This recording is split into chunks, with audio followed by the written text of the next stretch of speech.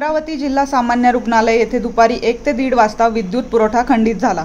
त्यामुळे गरमीमुळे रुग्णालयातील भरती रुग्ण तसेच सोबत असलेल्या नातेवाईकांचे चांगलेच हाल झाल्याचे चित्र पाहायला मिळाले।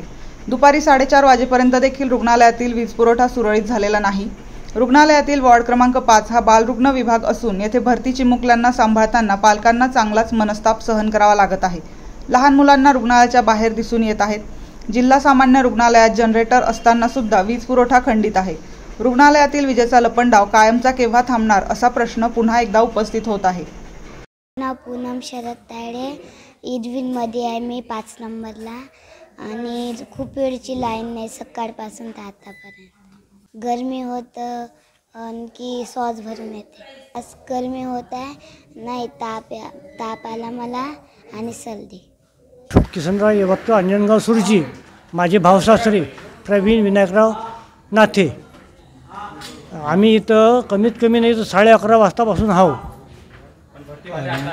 नाही भरती बरं लाईटच नाही तुमच्या इथं हो नाही इथं 1 वाजतापासून 1 वाजतापासून लाईट नाही आहे। त्यामुळे आम्हाला प्रॉब्लेम चालला। आम्ही बाहेर बसलो होतो। ट्रीटमेंट चालू केली त्यांनी।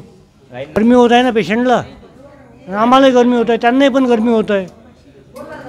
माझं नाव जयश्री प्रकाश आकोडे आहे। मी अमरावतीतलीच रहिवासी आहे।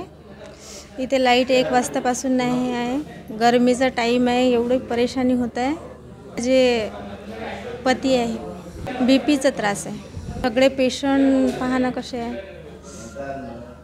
खूप गरम होत आहे, खूप हे वाटत आहे। लाईट आली पाहिजे लवकर।